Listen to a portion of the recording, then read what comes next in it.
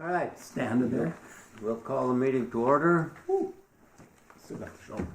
First item on the agenda is to approve the agenda. I'll move. I have one addition, and that's the bylaws That's too fast. discussion. Yes, thank you, Mr. Chair. And we'll put it under the director's report between there, okay? I'll still approve. With that addition. Yep. And I will second it. All right. Usually not that quick out of the gun, but I learned that if you don't do that, next thing you know, you're the chairman of this, you're the chairman of that. Yeah. Go ahead, I'm done. Any other discussion? No, I'm good. All right. Well, I'll behave the rest of the day. we have a motion and a second to approve the agenda with the addition of the bylaws discussion. All those in favor say aye. Aye. Opposed? Very good, thank you. Next item is to approve the minutes. All had a chance to look at those. I'll make the motion. All right, we have a motion from Commissioner McIntyre. Do I have a second? Commissioner, yes, thank you. Any discussion? All those in favor say aye. Aye. Opposed? Very good. Next is the treasurer's report. Treasurer Taylor. I will start with the Keda Economic Development Authority, and I would motion or propose, either way you want to say it, that we accept the financials as presented that looked in order when I. Mr. Chair, Mr. Treasurer, we have one late bill that came in yesterday, and I would add that to the unpaid bills for Keda, and that's Marco, that's our copier. It's actually 2 months worth. $655.44 would be the addition of Marco Technologies to the bills that are currently listed. Okay. That's good. Good with me. Questions, additions for It's Treasurer Taylor? we've paid a lot of money to Marco this month. I know how it works. Yeah, I know it works, yes. Better than not having a copier. There you go. In my life. All right. We have a motion by treasurer to acknowledge the financial report for Keda. We don't need a second because that comes from the financial committee. Yeah, yes. And for all the people that ever tune in and watch later on, they gotta be going, are you kidding me? I've seen his checkbook. But anyhow. Mr. Chair, and Mr. Treasurer, just one more thing to add, just so people, Yeah. there was a transfer. Oh, I'm sorry. Yes, from 20,000 from cold weather. Oh, that's in cold weather. I'm sorry. Oh. I'm confident. Yeah. Remember. Yes, I just let you go because Kyra told me you would help me. Yeah. All right. Thank you. All those in favor say aye. Aye. Opposed? Very good. Continued. Mr. Treasurer. Oh yeah, the cold weather testing financials. As Paul was saying, there was a transfer of $20,000 to Keda, and everything else looked in order. We paid the bills, and I would propose that we accept the bills. Mr. Treasurer, Any I'm here to help us. There was one late bill. Another late bill? Another late bill on the My cold God, weather I side. didn't get here till 2:00. This came in after that. Minnesota Power for the cold weather for an additional $1,831 even. All right. And your motion includes? Includes that. Yeah. Yes. Thank you, Mr. Chair. Paul, just kind of remind me, and Commissioner Roach was wondering too, the Ethernet connection. $802.50 a month. Yeah, is it, Which one is it? well, it's for cold weather testing, and it's the internet access for the large shop. Yeah, And is it, that's because we went fiber direct to the building, and they helped pay for that. They wanted the highest, so that's the highest you can get. It's over 1 gig, but it's costly, and they pay for that. Essentially pay for that service. But Cold weather testers do? Yeah, we pay it through and then they reimburse us Okay. for that service. Yeah, good question, because it is spendy, but they ran the fiber direct from when they were doing the airport over there. You okay then? The power bill, that seems like an awful lot, $1,000 bucks. Or It, is that- it is, well, we've got, the shop and the office are, currently being used and, yeah.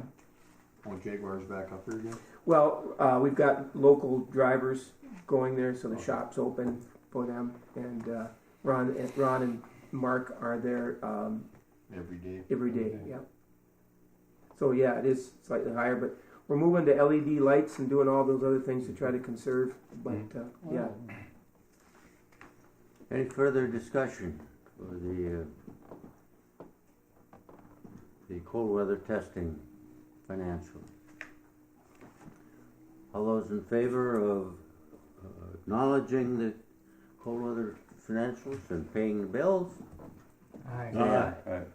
Opposed? Very good. Next item is the IRRR, and there's no B anymore. oh yeah, that's right. They changed it back, didn't they? It's Yeah. Iron Range Resources and Rehabilitation. Yeah, they've taken the No board anymore? board off. No board, so. Well, no. they just don't call it Yeah. the board, but yeah. Mr. Nevins. So if I could, Mr. Chair, as part of the process for us to release those funds, and we get allocated by the IRRB, this goes way back when Speaker Anderson was there, and was also on the IRRR. Coochin County gets an allocation from IRRR. When Keda was created, they added an additional us to the formula separately from the county, although it's run through the county, but it's allocated directly to this body. And as part of the process, we have to issue a resolution, basically for the release of those dollars to Keda. So this is what was done in the past, and we just included this. But the resolution itself, the whereases remain the same. And I think in the past, Alan, you've read the resolution, and then we'll insert the proper members present and motions, and then submit this to IRRB as part of the submission process. Okay. You want me to read the resolution? That's what we've done in the past. All right, the resolution is whereas the Coochin County Economic Development Authority is a governmental subdivision organized and operating under the laws of the state of Minnesota, and whereas the applicant has a need for a grant to assist with economic development authorities as permitted under the laws of Minnesota, and whereas the applicant is submitting its request for application to the IRRR for financial year FY 2024 grant funds. Now, therefore, be it resolved that the applicant's organization hereby authorizes and approves making the application to the IRRR for fiscal year 2024 funds to assist in economic development. Be it further resolved that the applicant's board chair and director are hereby authorized and directed to sign and submit application for the said grant monies and all applicable contracts, documents, and agreements associated with the grant or the application for it. Any questions? We have a motion to approve. I'll move. I'll second. Councilor Taylor and Commissioner McIntyre. Motion to approve the resolution with the changes that we would update the voting and members present. All those in favor say aye. Aye. Opposed? Very good. Thank you, Mr. Chair. And as I'll touch on in the budget request or budget piece, that this year's allocation or for 2024 next year will be $84,000 approximately. Thank you.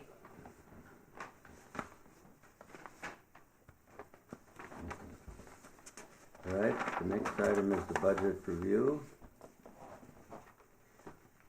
Mr. Chair, and again, for those that are new to the organization, we try to propose our budget when the city and county does as well. The timing is a little tricky, and we always refer to this as a draft or preliminary budget because, as all budgets are, they're subject to, the fluidity of the reality. But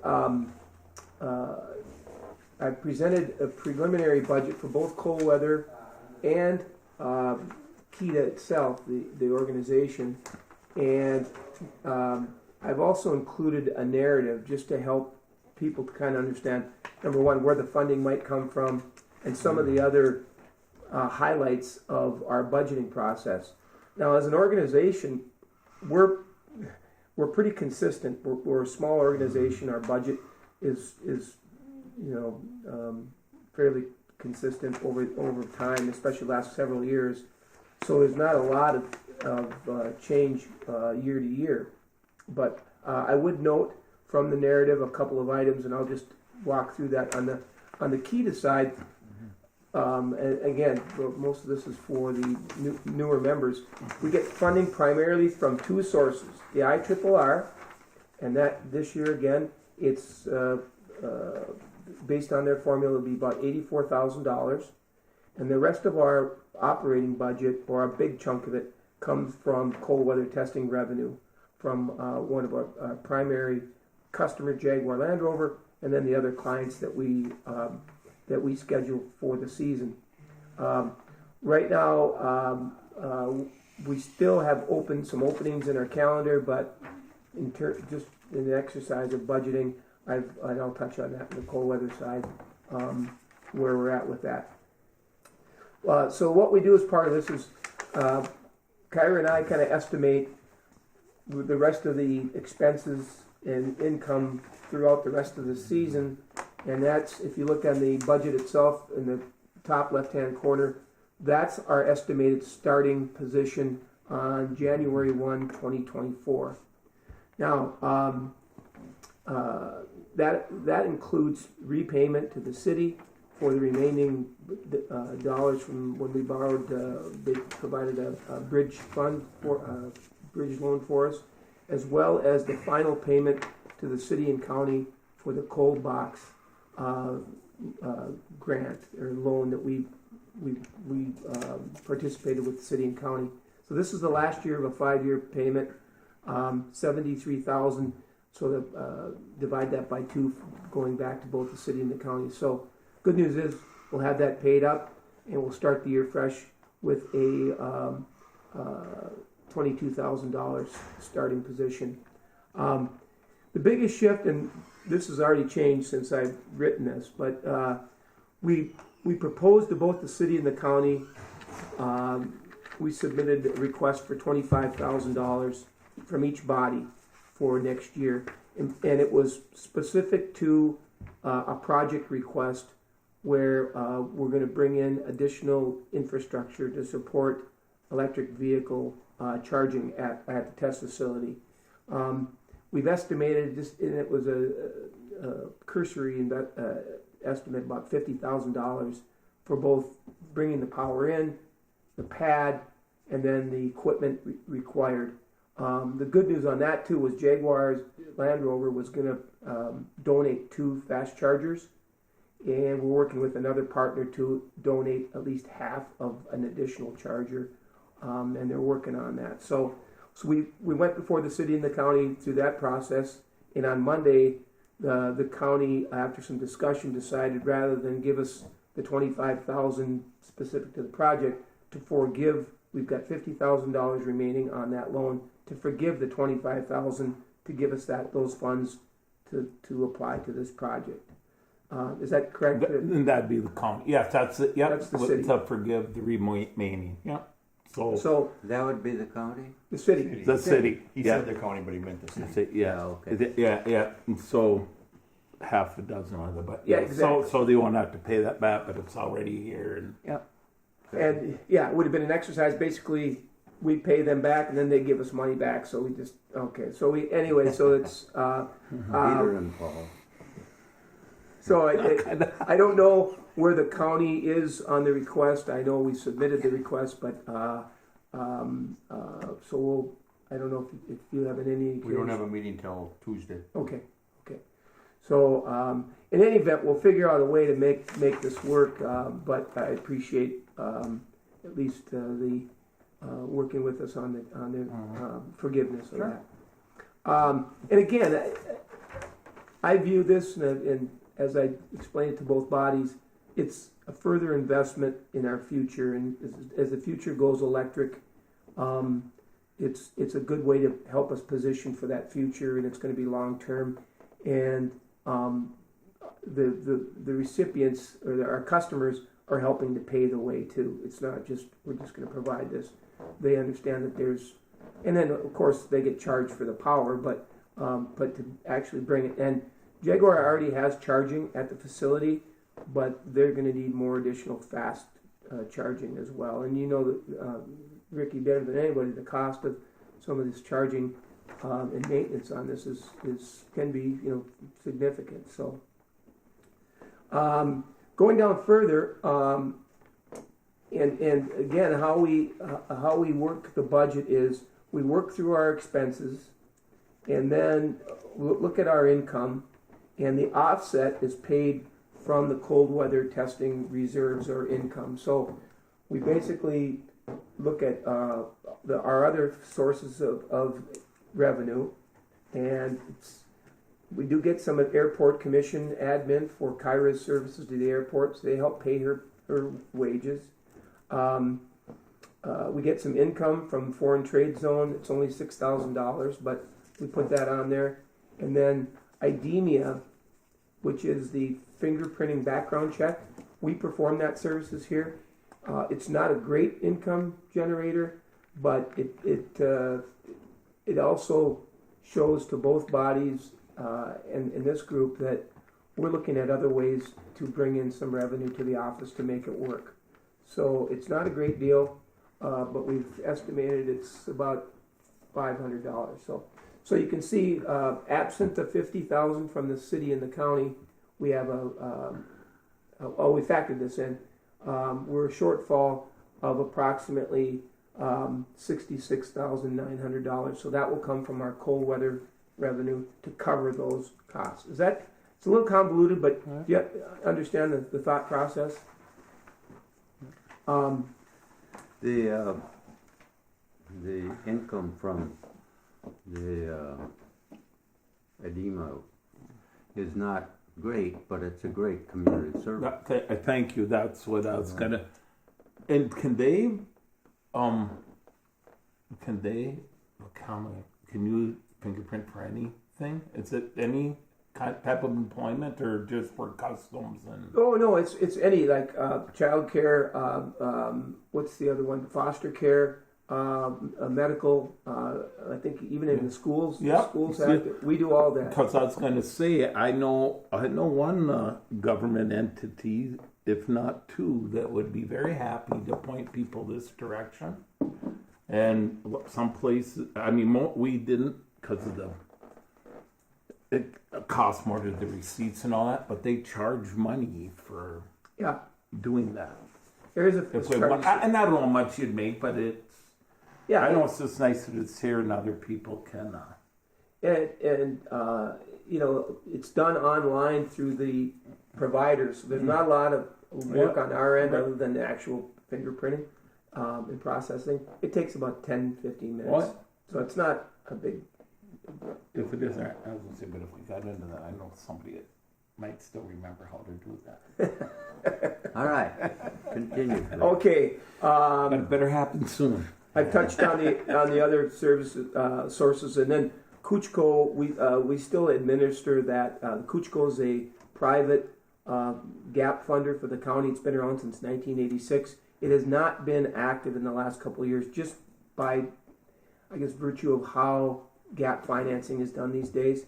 But we still are out there administering that, so we do get some income from that, and that's noted here as well. On the expense side, the employee expense obviously is the biggest chunk of our expenses. We're looking at a 3% salary increase for staff for 2024 in terms of just budgeting. Our office expenses have remained flat for the last several years. Insurances, marketing and advertising is way down. We used to spend a lot of money on, especially when we got started, to the site selection magazines and going to conferences, other traditional marketing, but found that the return on that's really hard to justify over time. And more and more people are getting away from magazines, and there is online. So we have done some of that online digital marketing, but we found now that in the last couple of years, especially with, for instance, Felix is a great example in his company.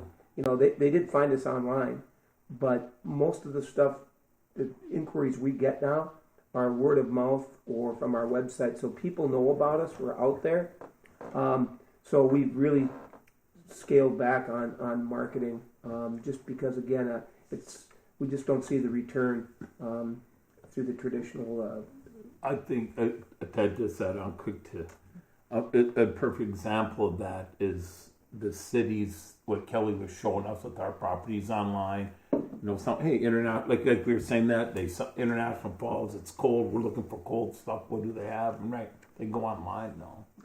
Yeah, and as we talked when Kelly was here, that's a great tool and helps us as well. But I struggle a little bit with how much we wanted to make sure that we were. It's very crowded out there, very competitive. That people knew about us. But for instance, and I bring this up, Itasca Development Corp. Out of Grand Rapids, and they support the whole county, but it's a joint deal. They've got 7 staff people. I don't know what their budget is, but 7 staff people running their economic development. Bemidji, they've got 6. And if you look at some of these publications, a lot of the metro, suburban communities are represented in those.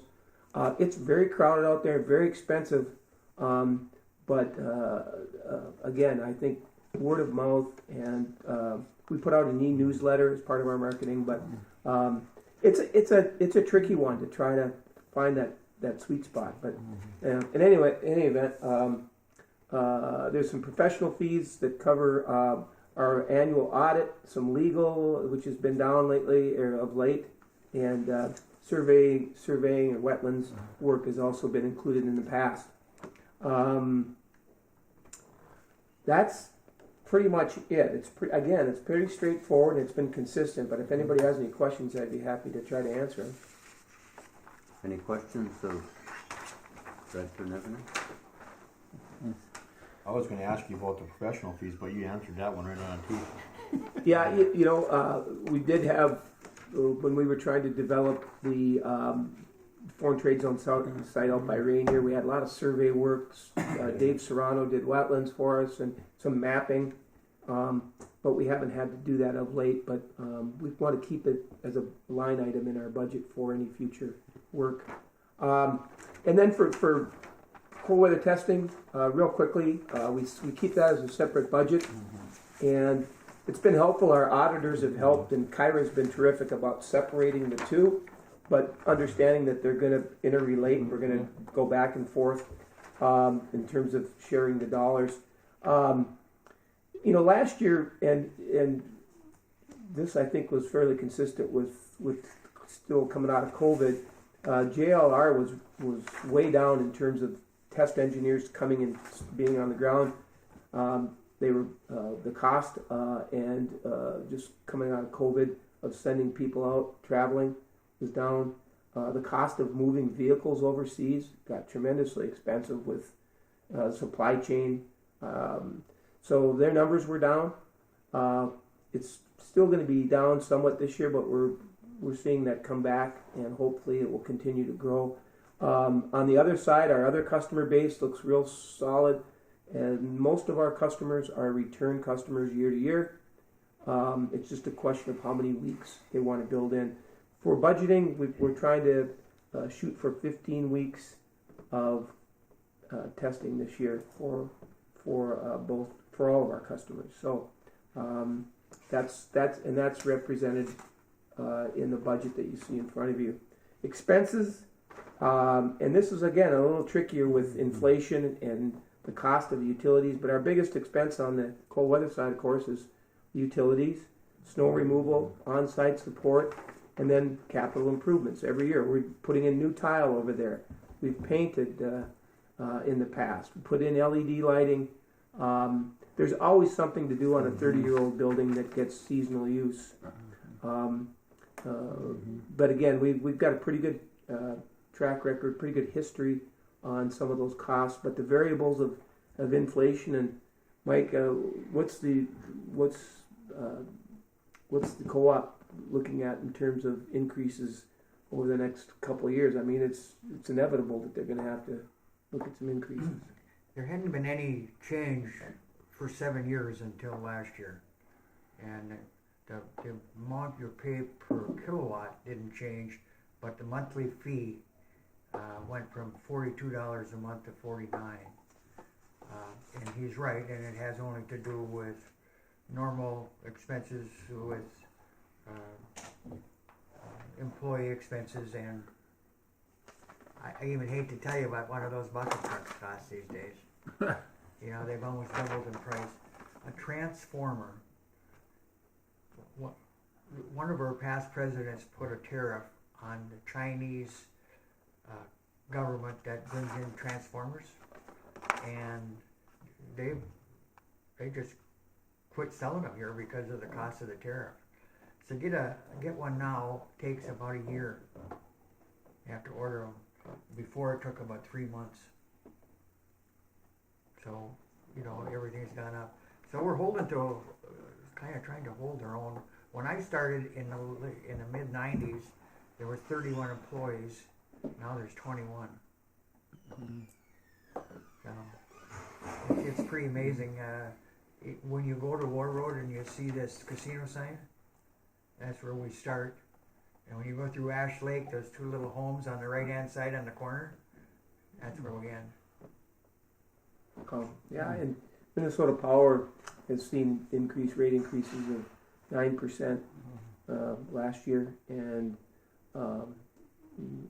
anticipating additional increases just by virtue of what's happening with their shift from traditional carbon and coal to other sources, wind and hydro and the rest of it. And when I give my report, I'll talk to you a little bit about Project Tundra. You know, that we're trying to offset our carbon. Okay. So again, pretty straightforward, and it's been consistent. But if anybody has any questions, I would certainly. Safety coordinator. What's that? When we have people on the ground now, because we're on the airport, we have to have somebody with a radio monitoring their activity. Okay. We do not want to have a situation where a vehicle is interfering in any way with any of the aircraft. So we have to have somebody on site, and this was agreed upon that we can't afford to have any interaction with aircraft. So we have to have somebody, yeah, because you know how those guys work. They'll land on top of you. Yeah. Well, and so it's been a necessary expense that we've had to cover. And again, we've passed this along to the groups and added additional costs to cover that. Okay. Yeah. Good question. Yeah. Any additional questions? I'll entertain a motion to approve the draft 2024 Keda budget. Okay. Okay, we have a motion from our treasurer I'll second. and a second. Any further questions? All those in favor say aye. Also, we need a motion to approve the draft 2024 cold weather testing budget. I'll make a motion. All right, we have a motion from Commissioner Roach, I'll second. and we have a second from Commissioner McIntyre. Further discussion? All those in favor say aye. Aye. Opposed? Very good, thank you. All right, continue, Mr. Thank you, Manager. Mr. Chair. Appreciate that, and members. Just to start, Kyra is on sick, taking some sick leave, and she talked to her just before the meeting. She's doing very well.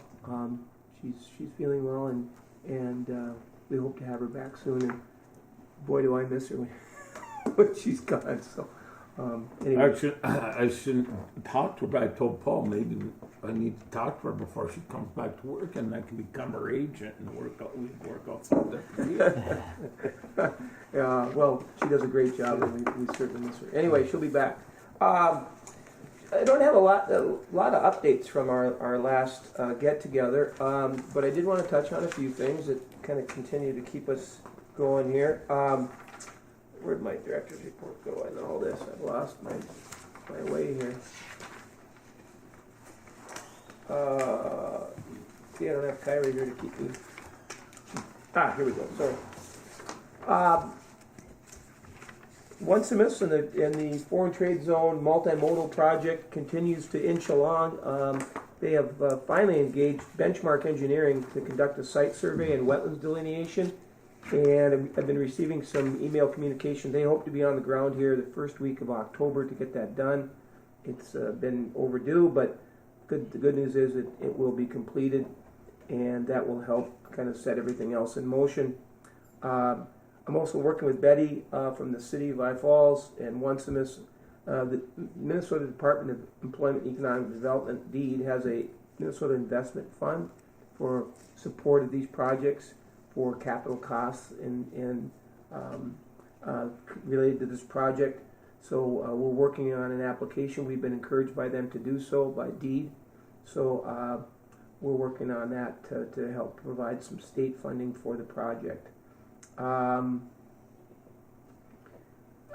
KTI, just a reminder, the Minnesota Department of Broadband Development is holding a public meeting next week, Tuesday at the college auditorium, 6:30.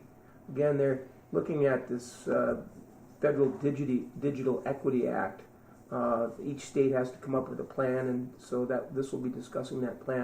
And the whole purpose of this is they're going to allocate money to the states to how to better use technology. And boy, I could use a little primer on technology. But so anyway, that's just a reminder that that's next week. Cold weather testing, if I touched on that, we're filling up fast, but we hope to have our first group here in a couple of weeks.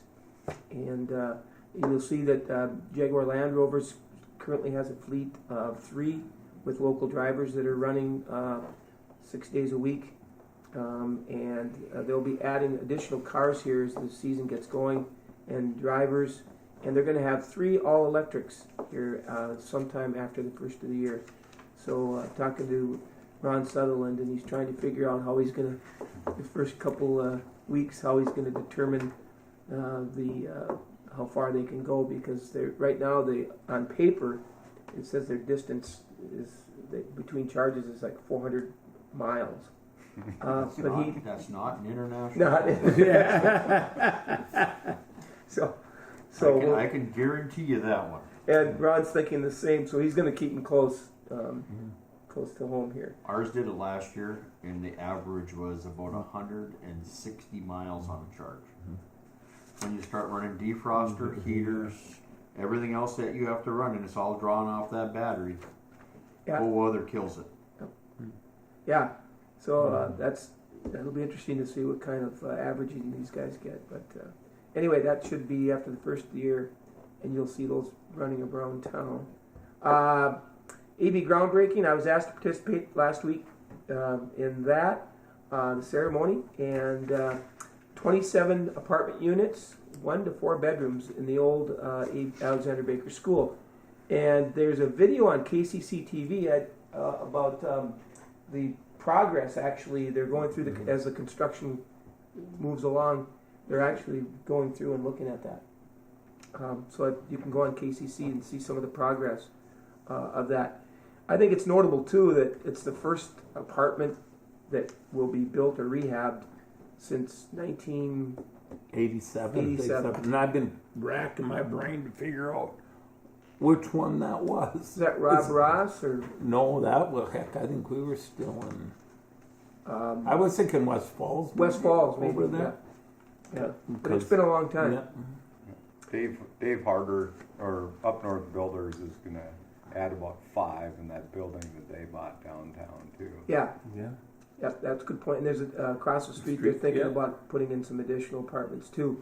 And that's all, they're going to help use the Main Street program, the grant program, to help support that. So yeah, and they're going to build, he said, kind of high-end apartments. They're not going to be, they're going to be market value or market rate. And just to add, the city county has agreed to kind of host joint meetings to talk about some of the issues that they share and some of the challenges that both bodies are sharing, and I think that's always good. We've got some new faces, obviously, and some challenging budgets coming up with some big, heavy lift projects. So I've been asked to join them on the next meeting, which I'd be happy to do, because Keda, again, is jointly a part of both bodies. So look forward to that. With that, I would entertain any questions or. Any questions? All right, we'll move on to, thank you, Director Thank you. Nivenin. We'll move on to the bylaws. The bylaws, Citizen Hanson and I met, we're the bylaws committee, and went through the bylaws. There are very minor changes to update bylaws, and we've agreed to review them. They should be reviewed every year or 2 years. So, and Citizen Hanson has been very diligent about that. So, thank you. You'll look through them, and they're all the same. The changes are in red.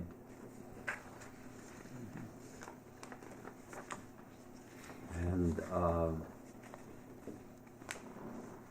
so there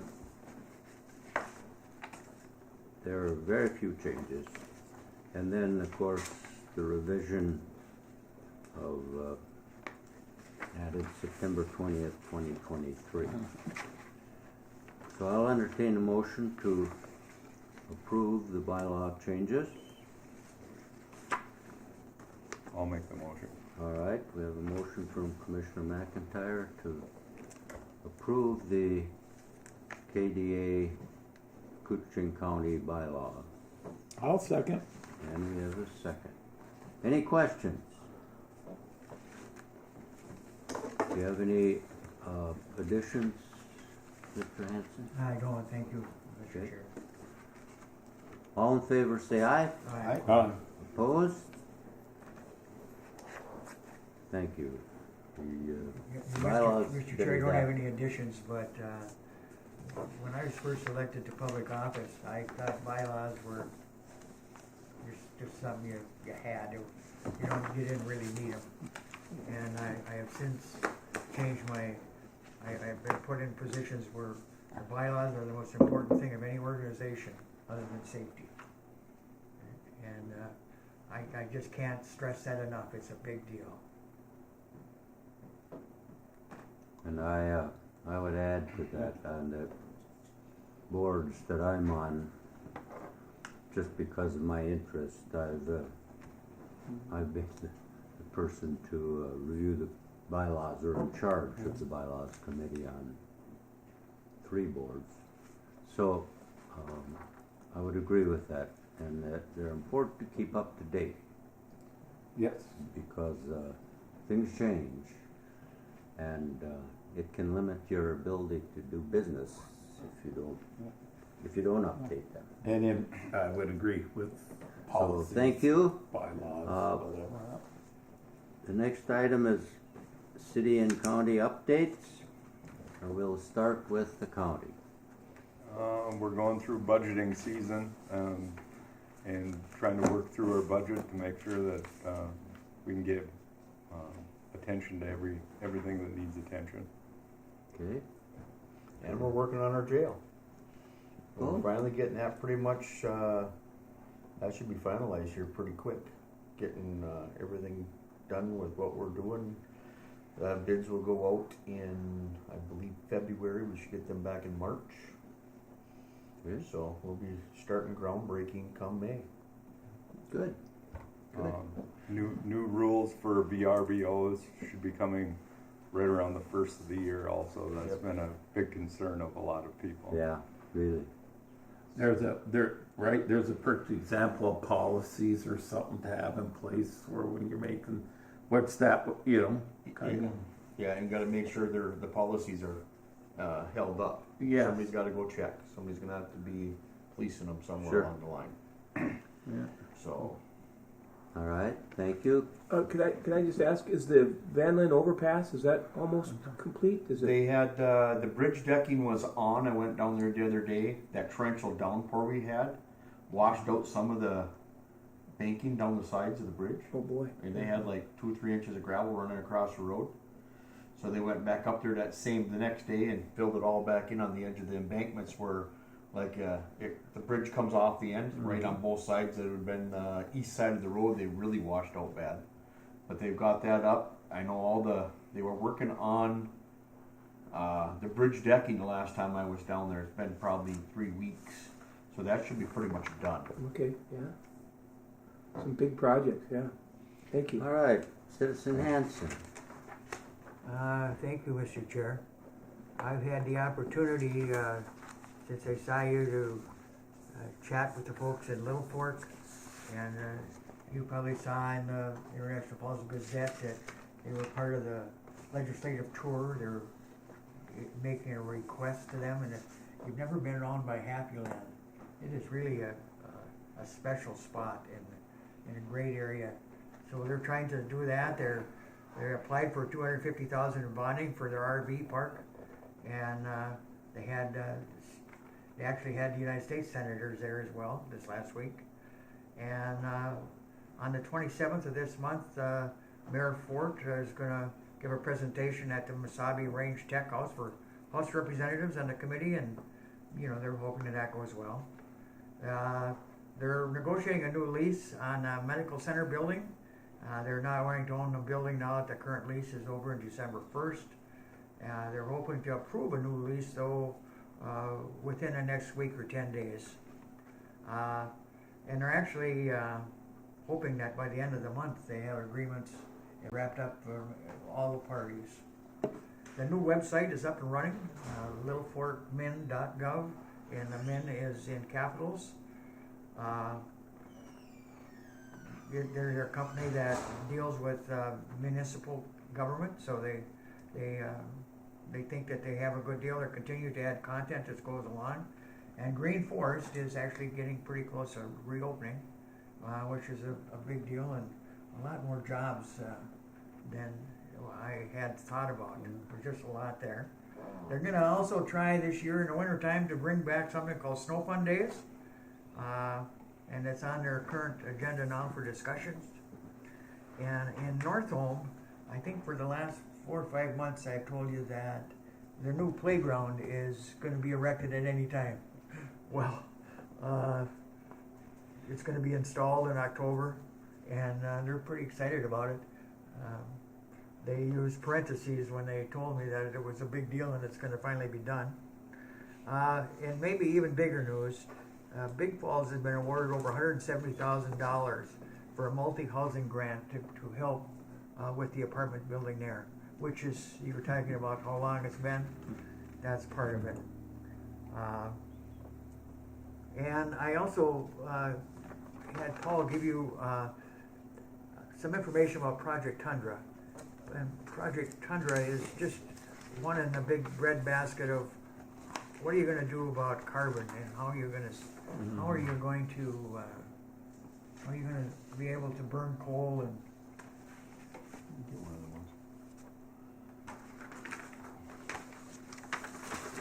how are you going to be able to burn coal and deal with the carbon? And they've made great strides, and I'm optimistic that it's going to go forward. The challenges are, even though Minn Kota has 11 co-ops, are owned by 11 co-ops, including North Star Electric, it's small. And the last time I talked to CEO, he said, "You ever try to borrow $1 billion?" And it kind of looks like that they're going to be able to do that. It's going to be one of the first sites in the United States, and certainly the biggest one. And it'll allow a lot of our rural area to be within the carbon restraints, which is a pretty big deal for northern Minnesota. And I told you what the length of the service is. Roseau County, Lake of the Woods, Cochise, St. Louis, but all the way to Margie, and also. And the rest of South Cooch is served by North Itasca Electric out of Bincorp. So this is a pretty big deal, and hopefully it'll be something that, because of it, will try to hold the rates to a certain degree. Because wholesale right now, wholesale electricity is what has really been driving the rise in rates, and I'm sure it's true for Minnesota Power too. Other than that, Mr. Chair, Birchdale, Minnesota, there's nothing like it. If you want to drive out every Saturday morning, there's a free will breakfast at the community building, and being there just makes you feel better just by itself, doesn't it, Mr. Roach? Yes, it does. Yeah. All right, thank you. Any questions of? All right, Councillor Kaler. Yeah, we, like the county, we're in the midst of our budget season, which is always interesting times, and especially when you're new to government. I can't say this because I've been there, but you went, why did I get into this? But yeah, we're probably trying to figure out, the equitable of, you want us to have good services but be able to, make them affordable. So we're doing that. Hopefully we will have our preliminary rate decided on Monday, so we can get whatever the financial officer, the report he has to get to the end of next week, I believe it is. Like Paul, I was at the AB open house there, groundbreaking, and there was quite a few community members there. I thought it went good. Paul did a good job emceeing. You're not in charge of the equipment, bud. So,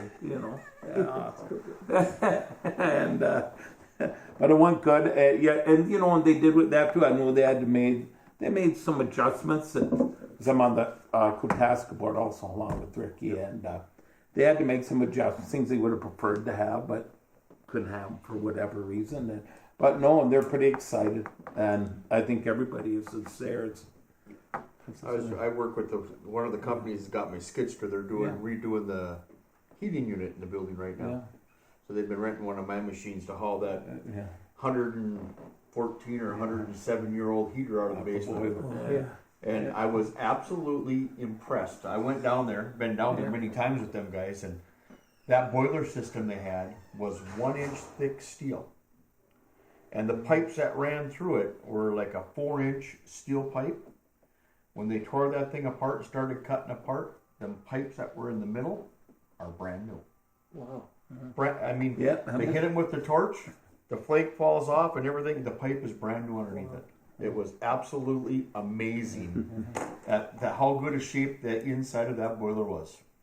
It's over 100 years old. It's either 104 or 114 years old or something like that, yeah. That's amazing. So, and now they told me that they're in charge of the windows in the building too, and the windows have been back ordered for quite some time. They're hoping they get here before winter kicks us royally in the butt, so they can start getting the windows put in and stuff too. The same company that's doing the boiler system is doing that. Good. If I could, Mr. Chair, too, it's with the Boise shutdown going on, and a lot of contractors in town doing that. Super One project. There's just a lot of people in town, and coming off the heels of the bass tournament, it's just really good to see all this activity throughout the town and the county. I mean, there's a lot of stuff happening. So, I mean, kudos to both the city and the county for a lot of the work that they're doing, and it's not lost on those that are needing those folks to come to town and spend some money, and so anyway, yeah, it's good to see. Well, my thunder just got a little smaller, thanks for my talk. But yeah, but he's right, all these things going on that people don't realize. And I've talked to Paul a lot, and it's one of my big things, and I mentioned it too, is promoting the positive that we do have going on in our town. You know, right? We all know that if you go, no matter what your town is, why would anybody want to come here if they think it's the dump that some people are when it's not true? But that you go by that, 3 weeks ago you wouldn't think the new Super One was ever going to open, and look at it now. I mean, the way they have it figured out, they know what they're doing, or these people that do that. Yeah, I was talking to them guys too, and they said in October they're shutting the Super One down, transferring everything over to that building. Then they'll open that, and they're going to shut County Market down and move everything from County Market. And they're going to what? They're going to open up, the main store will be open. Once they shut Super One down, they're taking everything out of Super One and transferring it to the new building. And once they get all that opened, then they'll shut down County Market and transfer everything from County Market. Sure. And they figure October. Yeah, and no, this is all good, and like Paul says, we transitioned from summer, so now we don't see pickups and boats coming through. We see trucks and wheelies and side-by-sides, and I always make sure, if you haven't noticed, I like to wear bulk, I make sure I have an orange one, because that's what we do this time of year, right? Hunting. So we got those people coming, and I hear, talked to one of our bear guides a couple of them, they got some bear, but people are coming for those things, and it's all part of the multiple thing. We got some of the other things at the city that we did at the other night of the meeting, along with here, is we the International Falls EDA, we bolstered the 4th of July committee with some money to try and get a little base there, because we had an outstanding 4th of July, and it brings a lot of people too in the summer, and some of the things we had. We made it with the budget we have, but it's pretty close, because they get money from rentals and all that. But a lot of the budget that we had was goes mostly to the fireworks, which is, you got to have fireworks or you're not having 4th of July, so that's fine. So we took some money, put in there, stockpiles, so we can keep having good celebrations, bring people home. Always a little reunion. We donate some money to SOS, I think $10,000 to help them with their emergency funding in town, which I said that what's more economic development or helping getting people off the streets, right? Somewhere to live, and a lot of it is, I tell people, and I've said it before, I want to say, these people need help with housing. They're not lazy. They don't want to work. They got life, and a lot of them are working. Right, what they're getting doesn't pay enough. That helps a lot of areas, like with law enforcement, social services. Give a little bit, maybe they don't have to get involved with those. The Elks Club, or I want to call the Cochin County Warrior Initiative. The fishing trip that I've talked about here was a huge success. I don't know if you saw the ad in the Gazette and online. They had, I think, 13 veterans. 2 boats donated by Voyager Outfitters. The chef at Thunderbird ended up donating the lunchroom, so I went out, fished for a few hours, caught some fish, and hopefully it'll get bigger, get the guys together so they know there's some place to talk and that. Back to the city, our lift stations. It's not exciting, I know, but we got 2 big ones getting done, keep stuff moving, storm sewer, and wetting out old, I call it the flame one, because, I'm out over by McDonald's and then on 15th Street, which I remember fondly crawling down every day when I worked for the sewer district 40 years ago, reading the meter. The Elks job, the fundraiser was amazing. I don't know if I talked about that time. I'm so thankful for all the community that came. Had we're gonna meet as a city with the HRA people tomorrow. See if we can work together and hopefully use some of that funding that the state has for housing and work together a little more. So try to get away from more than just having the Woodland apartments if possible.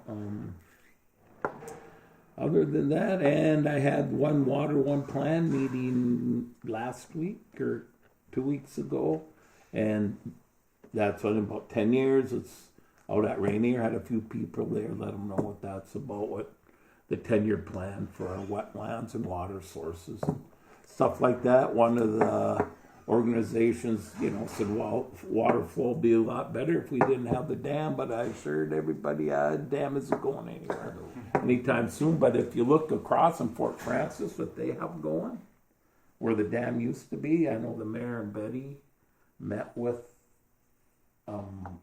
whoever owns the bridge, the organization, some of the tribal people, and the prime minister for that part of Fort Francis, Ontario. Met. They got big plans for that, and now sounds like there's a little momentum for between on our side and their side with a bridge maybe developed with the new customs. It just came out of nowhere, kind of very preliminary. Other than that, I'll get us out of here. I'm done. I could talk all day. Thank you very much. Yeah. Thank you for my reporter. Thank you for cutting her off. For both. You still had 1 minute to go. Well, that's what Dwayne does when I do the radio program. He gives me 1 minute, but there's actually 3. One more thing, if I can, Paul, we might want to look to see if we can try to get another rental car business in this town. Oh boy. Yeah. I don't know where we'd have to go, who we'd have to talk to. I mean, the shutdown right now, I actually rented one of my personal cars to a company so they could get their people moving back and forth. PCA told them to call me because they were completely overbooked, and they left a lot of people stranded without cars. Yeah, it's an issue here. We're down to basically one, Yep. and then the rates have gone up, of course. But I wonder how many people have you on their speed dial, Rick? Too many. Yeah. All right. Thank you. That's a good. We will, the next meeting in October, if we do it the same day of the month, same time of the month, would be the 18th. I have difficulty with that day, but I don't know what other people. How about are Wednesdays good? Wednesdays are generally good for me. All Generally right. good for How me. about the 11th? It's too early. Okay. We won't have hardly any. How about the 25th? I think I'll be out of town. That's what? I'll be out of town. And I'll be out of town. Okay. So Well, I'd be out of town at 3 o'clock, so mine would be. I could make a meeting here if we were early enough. 10 o'clock. Yeah. Okay. I just gotta go to Virginia by 3. All right. Any How about So- the 19th? The Thursday. that? Paul and I would not be here. Would that? Me either. I won't. Oh, Okay. would it? Yeah, it would be good. No, All right. fine. And I know the 17th or Tuesdays are not good. Is that correct? Yeah, for those guys, I think that could be. I guess it'll have to be the 25th then. Okay. So next meeting is 25th of October, 10 o'clock here. All right.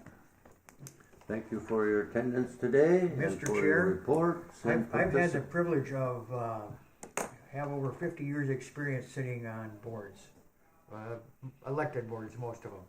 And today I heard, and I've heard all kinds of little directives and explanations for anything, but today I heard something called the fluidity of reality. I heard that. And I don't know if I've ever heard anything more true in my life. The fluidity of reality. Okay. And I'll be stealing it, just so you know. This meeting is adjourned. Thank you very much.